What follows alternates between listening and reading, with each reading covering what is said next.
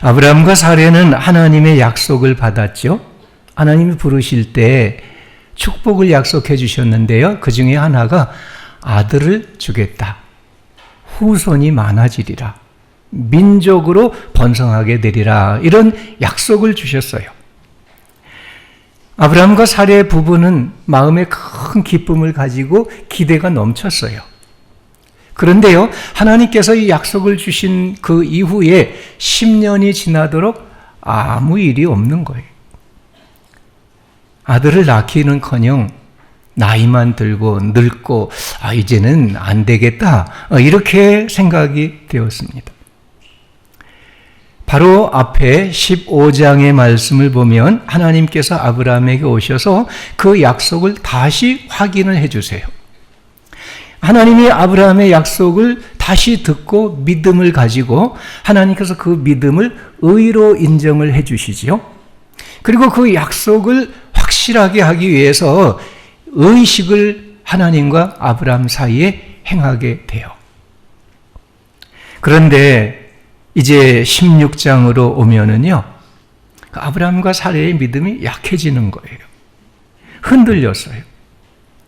하나님께서 주시겠다는 이 아들과 후손을 하나님이 안 주시는 것 같으니까 그 하나님의 약속을 자기들 나름대로 방법을 강구하고 있는 거죠. 사라에게 묘안이 떠올랐습니다. 남편에게 얘기를 했어요. 자기에게 애굽 여인, 몸종, 젊은 여인 하갈이 있는데 당신이 하갈과 같이 아들을 낳으라고. 그러면 그 아들을 우리 양자로 삼으면 되지 않냐고. 그러면 하나님이 주시는 이 축복을 후손에게 이어갈 수 있다고 제안을 했어요. 이거는요, 당시 사회 관습으로는요, 자연스러운 일이에요. 우리나라도 그랬잖아요. 조선시대까지만 해도 부인이 아기를 못 낳으면 시바지를 통해서, 하녀를 통해서 아들을 낳고 양자를 드리고 이런 일들이 아주 자연스럽게 이루어졌어요. 그들은 하나님의 약속을 믿기는 하지만 그 약속을 이루는 방법을 사람의 방법으로 이루고자 한 것이죠. 이게 믿음과 현실의 갈등입니다. 우리도 이런 비슷한 경험이 있을 거예요. 교회 와서 예배드리고 마음의 은혜가 충만하게 되고 간절히 기도해서 하나님이 응답해 주신다 확신을 가지고 집에 돌아가지만 집에 돌아가고 보니까, 회사에 출근해 보니까 아무 변화가 없는 거예요. 여전히 어려운 상황은 계속되고 변화는 없고, 병은 안 낫고 몸은 아프고, 자녀들의 앞길은 막막하고, 직장과 사업의 일은 문제가 참 많고, 이런 일 겪으시죠. 그럴 때 우리는요, 믿음이 약해져요. 하나님 앞에 확신을 가지고 응답받았다 했던 그 마음이 흔들리는 거예요. 그래서 하나님을 의지하기보다는 내가 나름대로 뭔가 내 방법을 구해야 되지, 이런 생각이 우리들에게도 오지 않습니까? 우리가 하나님을 거스리고 반대되는 일을 하거나 하나님 앞에 죄를 짓는 일을 하거나 우리 믿는 성도들이 그런 일은 안 하죠. 그렇지만 하나님께서 이루고자 하시는 그 뜻을 내가 이룰 때 하나님께서 이루시는 방법을 따르기보다는 이렇게 저렇게 생각도 하고 방법도 구하고 회의도 하고, 그래서 이렇게 합시다 해서 하는데 하나님의 뜻과는 다르게 우리 인간적인 방법으로 해나갈 때가 많이 있는 거예요. 이것이 바로 우리의 믿음과 현실의 갈등이고 모순인 것입니다. 2절 말씀 보면은요, 아브라함이 사레의 말을 들으니라 그렇게 말씀을 했어요. 아브라함이 자기 아내 사레의 제안을 받아들였어요. 하나님의 말씀, 그 약속과 이 사레의 제안 사이에서 아브라함은 자기 아내의 제안을 받아들인 겁니다. 이 아브라함만 아니고요, 대부분의 남편들이 그럴 거예요. 자기 아내가 얘기하면 너, 안 돼, 아니야, 그렇게 하는 분들 계세요? 남자들, 남편들 자기 아내한테 그렇게 거의 못하죠. 아브라함도 그랬어요. 하나님께서 주신 약속을 분명히 믿었어요. 믿고 기다려왔어요. 그렇지만 더 이상 지체할 수가 없을 때 아내가 이렇게 제안하니까 그냥 받아들인 거죠. 이거는요, 하와가 아담에게 와서 선악과를 먹으라고 얘기할 때 그걸 받아 먹은 것과 똑같은 일이에요. 하나님께서 이미 아들을 낳으리라고 약속하셨고 다시 확인까지 해주셨는데 그 약속을 믿고 인내하고 기대하지를 못하는 거죠. 맞서서 자기 방법으로 해결하려고 자기 부인과 함께 의논하고 그래서 하가를 드리고 그와 아들을 낳고 이렇게 하는 일, 그것은 믿음이 없는 일이죠. 하나님 앞에 죄된 일이죠. 우리가요, 하나님의 말씀을 온전히 따르지 못하는 것은요, 은혜가 부족해서는 아닙니다. 명설교를 못 들어서 그런 게 아니에요. 성경 공부를 안 해서 그런 게 아니에요. 매일같이 말씀을 묵상하고 기도하고 그런 생활이 없어서 하나님 말씀을 온전히 따르지 못하는 건 아니에요. 은혜도 받고요, 설교도 듣고요, 성경도 공부하고요, 기도도 하고 묵상도 하지만 그러나 우리에게 부족한 건 뭐예요? 우리에게 진정 부족한 거, 하나님의 뜻을 온전히 따르는 삶에 부족한 거는요, 순종이에요, 순종. 인내하는 믿음인 것입니다. 우리가 필요한 거는요, 하나님의 말씀을 확고히 지켜내는 믿음의 의지입니다. 우리가 감정으로 하나님의 은혜를 받고 확신하고 즐거워하고 기뻐하고 이런 것만이 아니라 그 은혜를 끝까지 지켜나가는 이 믿음의 의지, 이 의지가 우리에게 필요한 거예요.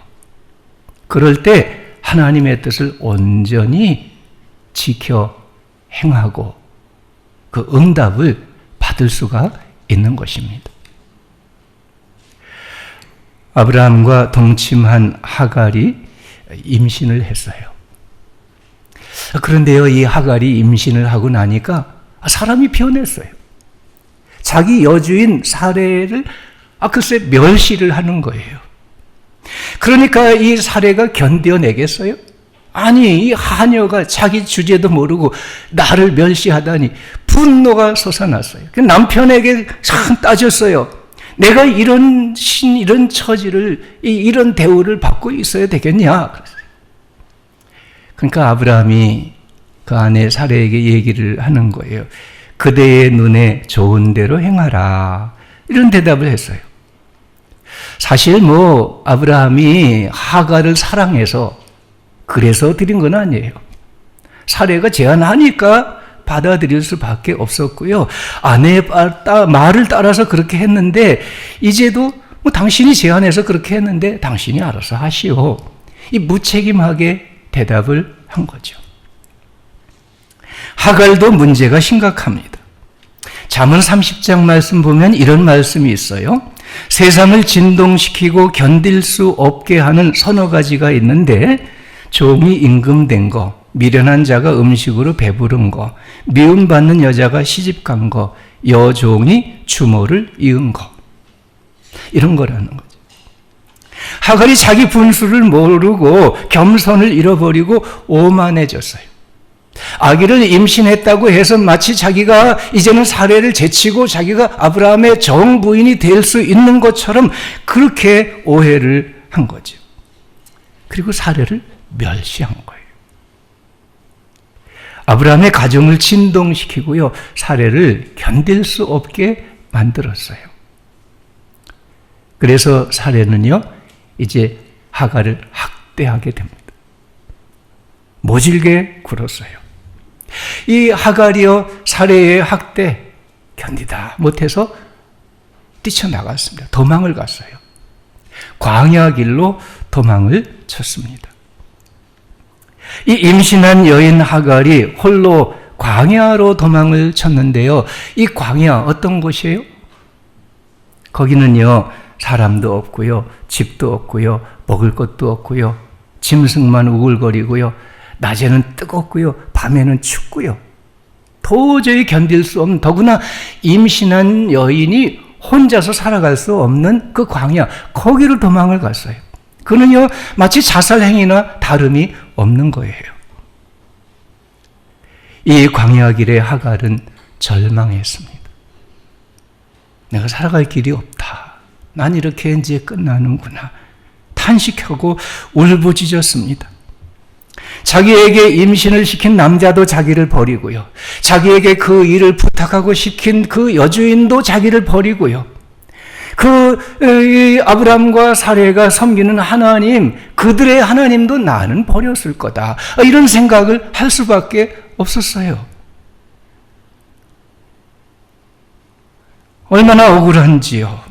절망하고요. 이 광야 길에서요, 울부짖는데 어떤 샘물이 있었는데 그 샘물 곁에 앉아 있었습니다. 지쳐서.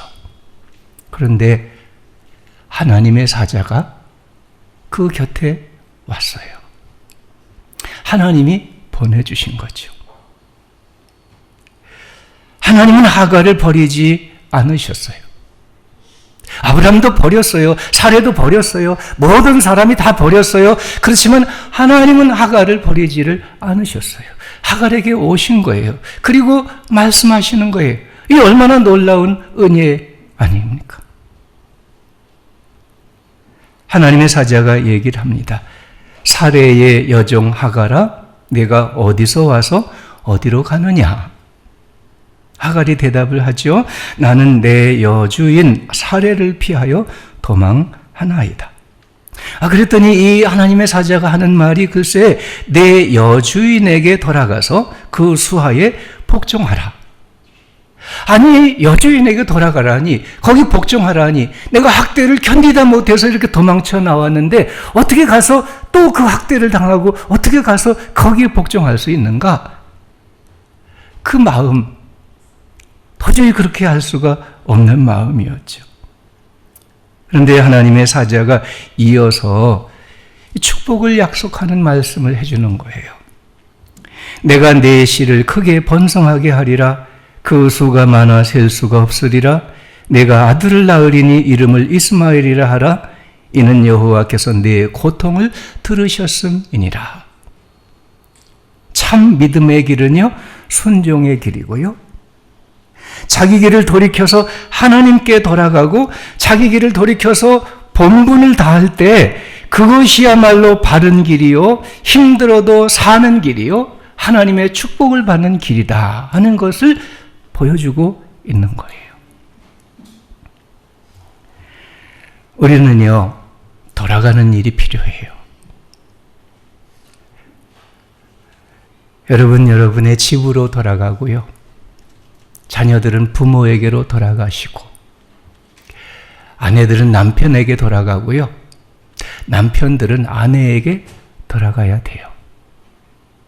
비록 그것이 힘들어도요, 감당하기 어려워도요, 자기 자리에 돌아가고 자기 본분을 다할 때, 그때 하나님이 오셔서 함께 하시고요, 지켜 보호하시고요, 감당할 힘 주시고요, 하나님이 약속하신 축복을 받을 수 있는 길이 되는 거예요.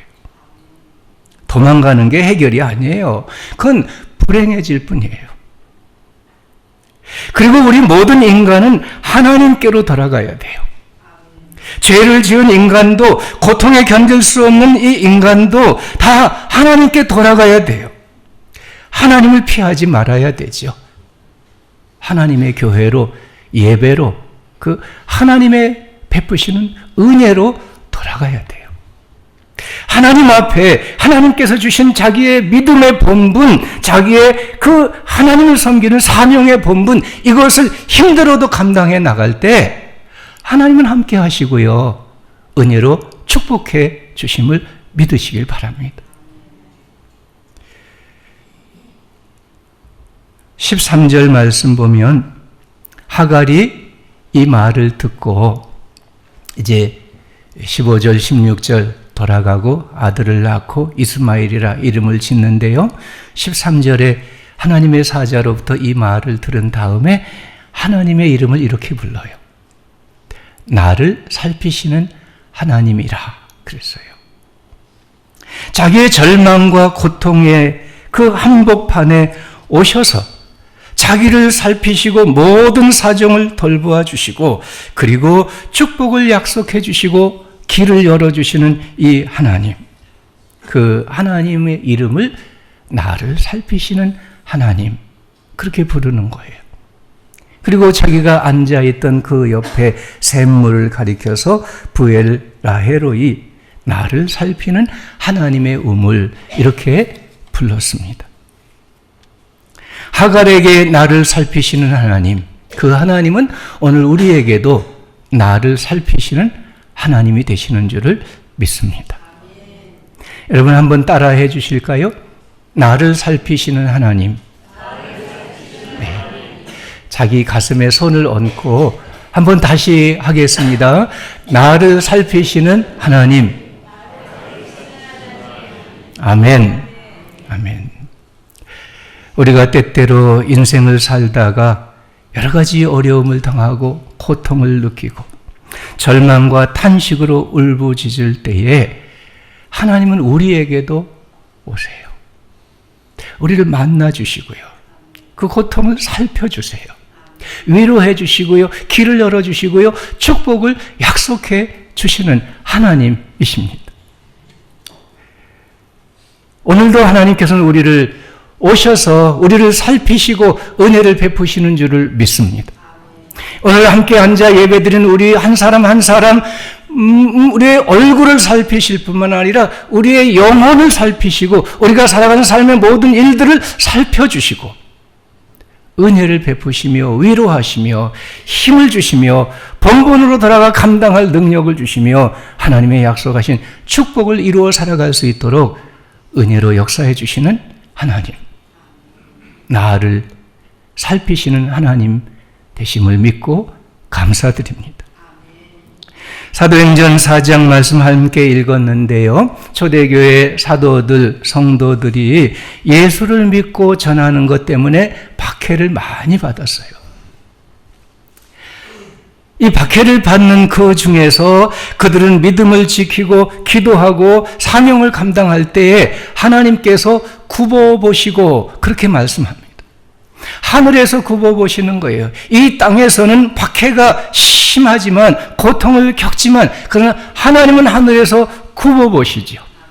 그리고 그들에게 위로를 주시고요. 그들에게 성령을 충만히 내려주시고요. 그 박해를 이겨나갈 수 있도록 그 박해 중에도 복음을 전하는 이 일을 감당해 나갈 수 있도록 능력을 주시고 기적과 표적으로 함께 역사해 주신 거예요.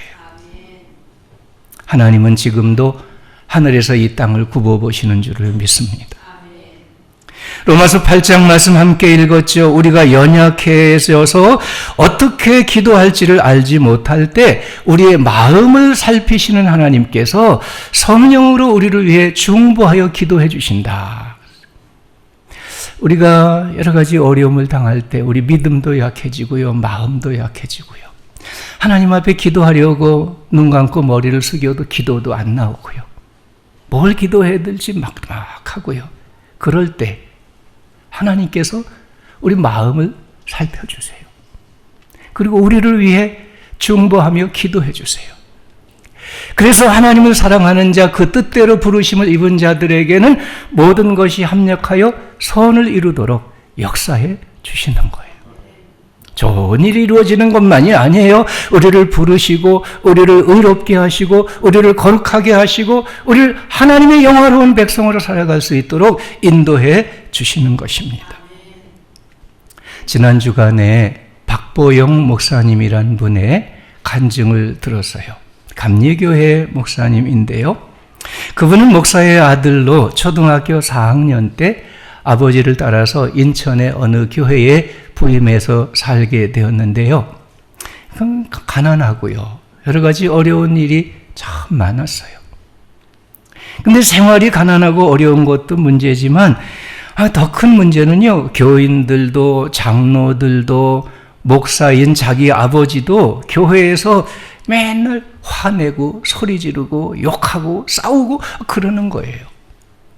그래서 어린 마음에 생각을 했어요. 하나님이 살아계신다면 이럴 수가 있을까? 하나님을 믿는다는 사람들이, 하나님의 종이라는 사람들이, 아니 자기 아버지까지도 이렇게 하는 걸 보니까 하나님은 안 계신 것 같다. 하나님을 믿는다는 거 아무 소용이 없구나. 이런 생각을 한 거예요. 아버지가 목사가 되라고 했지만 자기는 절대로 목사가 안 되겠다고. 목사가 안 되기 위해서 열심히 공부해서 의과대학에 갔어요. 그래서 의사가 됐어요. 의사가 된 다음에 부잣집 아가씨하고 결혼을 했어요. 아들도 하나 낳았어요. 돈 많이 벌고요. 잘 살았어요. 물론 예수 안 믿고요. 교회 안 다니고요. 예배 안 드리고요. 맨날 술 마시고 담배 피고 골프 치러 다니고 방탕하고 이렇게 생활을 했어요. 방탕한 생활을 하다 보니까 부인하고 살 수가 없고요. 가정이 파탄되고요. 이 아들 하나하고 둘이 살게 되었는데요. 39살 되었을 때 심장병이 생겼어요. 글쎄 자기 심장이 뛰는데 1분에 300번 이상 뛰고요.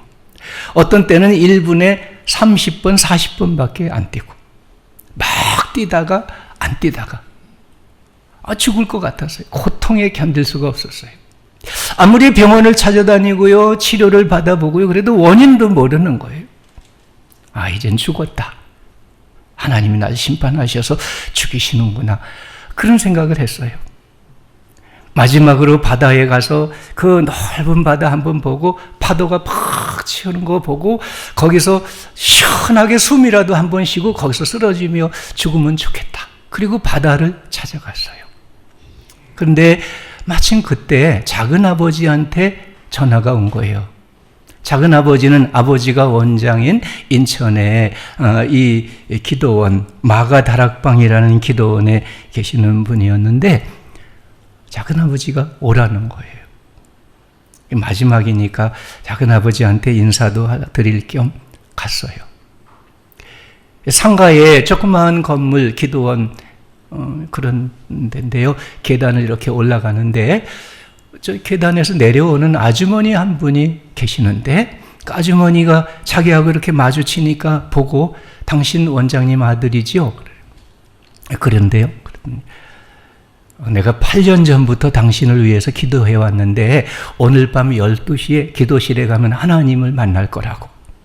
그런 얘기를 하고 가는 거예요. 그냥 무조건 그냥 대충 예 알았어요. 그리고 이제 갔어요. 작은아버지를 만났는데 이틀 밤만 자고 가라고 그렇게 해서 이틀 밤을 자기로 했어요. 그날 밤에 자는데요.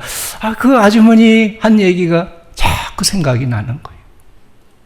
10시가 되고 11시가 되고 그래도 잠은 안 오고 이제 12시가 다 됐어요. 견딜 수가 없어서 옷을 입고 거기서 기도원 방 거기 자다가 문 하나 열으니까 기도실인데 갔어요. 깜깜한데 아무도 없는데 마침 성탄절 계절이라서 이 조그만 성탄추리 하나가 반짝반짝 하는데 그 앞에 앉았습니다. 기도를 하려고 해도 기도할 것도 없었어요. 그냥 한마디 하나님 계신다면 나 좀 고쳐주세요. 그 말밖에 없었어요. 그리고 한참 앉아있는데 이상하게 심장이 안정이 되고 편안해지는 거예요. 그 다음 날도 또 그랬어요. 여기 오면 안정되는구나. 그래서 그 다음 날 계속 지내다가 이렇게 문제가 생기면 또 달려와서 거기 앉아있고, 앉아있으면 편안해지고, 어떤 날은 하루 종일 거기 앉아있고, 이렇게 하는데요. 어느 날 음성이 들려왔어요. 너 일어나라. 일어나서 원장실에 가라. 원장실에 가면 전화가 올 거다. 그 말을 거역할 수가 없어서 일어났어요. 그리고 원장실로 가는데 가면 금방 전화가 올 것 같아요. 그래서 일부러 시간을 늦추려고 빙빙 돌다가 그러다가 이제 갔어요. 가서 문을 딱 여니까 그때 전화가 탁 오는 거예요.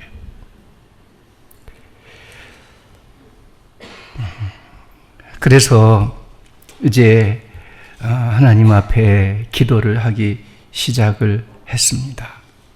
이렇게 우연 같은 걸로 나를 믿게 하지 마시고 이 세상에서 우연으로 되는 그런 일 말고 하나님 아니고는 하실 수 없는 아무도 못하는 하나님만 하실 수 있는 그런 일로 나에게 좀 보여주시고 나로 하여금 믿게 해주시오. 이런 기도를 드렸어요.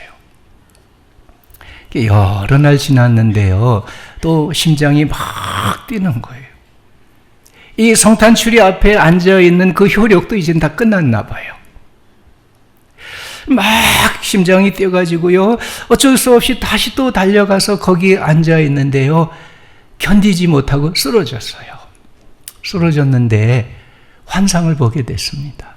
환상에 어떤 여인이 하얀 옷을 입고 쟁반을 들고 그 쟁반 위에 무슨 도구를 가지고 자기한테 오더니 쓰러져 있는 자기를 이렇게 눕혀놓고 가슴을 쭉 열고 수술을 하고 다시 가슴을 닫고 그 다음에 까만 옷을 입혀주고 일으켜 세우더니 십자가 목걸이를 걸어주고 그리고 가더라는 거예요.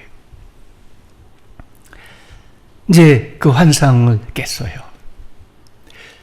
자기 가슴이 안정이 된 거예요. 편안해졌어요. 하나님이 날 고쳐주셨구나. 이런 느낌이 왔어요. 밖으로 나갔어요. 막 뛰어봤어요. 그랬더니 괜찮아요. 아예 산을 뛰어 올라가 봤어요. 그래도 괜찮은 거예요. 내가 이제 완전히 낫다. 내가 지금까지 의학으로 모든 것을 믿고 살았는데 하나님께서 성령으로 자기 마음에 그런 말씀을 해주시는 거예요. 내가 너한테 다 보여줬다.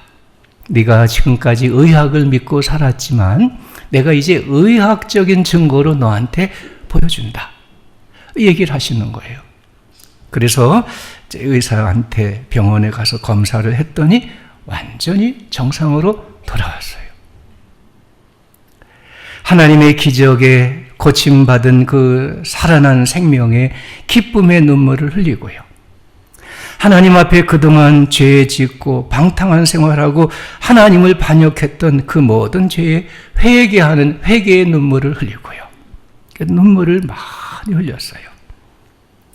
지금은요, 그가 목사가 되고요. 자기 재산 다 팔아서 나눠주고요. 고아, 또 노숙자, 범죄자 이런 사람들을 모아서 20여 명과 같이 생활을 하면서 복음 전도를 하고 있다. 그런 간증입니다. 하나님께서는요, 비록 하나님을 떠나고 방탕하고 죄짓고 그러다가 병들어 죽게 된 이 박보영이라는 젊은이에게도 하나님은 그 사정을 살피시는 거예요. 오시고요, 고쳐주시고요, 살려 일으켜 주시고요, 다시 하나님의 주신 사명을 위해서 일할 수 있도록 붙들어 세워주시는 거죠. 하나님은 살피시는 하나님이시죠. 여러분, 하나님은 우리에게도 그렇게 오셔서 살피시는 줄을 믿습니다. 얘기하진 못한 때에 박해를 받고 고통을 겪고 때로는 이런저런 일로 답답하고 절망하고 생명의 위협까지 느끼고 이러한 때에 하나님은 하늘에서 굽어 살펴보십니다. 우리에게 오셔서 우리의 마음과 사정을 살피시고 돌봐주십니다. 위로하시고 일으켜 세워주시고 하나님을 믿는 믿음을 지키고 하나님 앞에 본분을 다하여 살아갈 수 있도록 힘을 내려주시는 것입니다. 나를 살피시는 하나님. 하나님이 이 예배 시간에도 우리 한 사람 한 사람을 살피시는 줄을 믿습니다. 지금 우리 사회는요, 많은 사람들이 시내에 길거리에 달려나가 외치고 부르짖고 그렇게 하고 있습니다. 4252년 우리나라의 역사를 그렇게 계산하는데요. 지금까지 역사의 과정에 900번 이상의 전쟁이 있었다고 그래요. 그러면 5년에 한 번씩 전쟁이 있었던 거예요.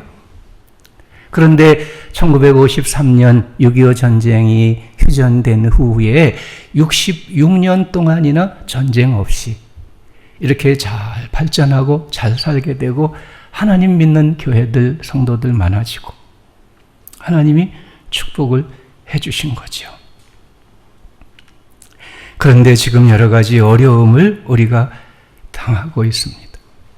정말 나라다운 나라, 정의롭고 공평한 사회 이루어지기를 간절히 기대하지만은 이루어지지 않는 이 어려운 현실, 이 좌절과 분노로 사람들이 거리로 달려나가는 겁니다.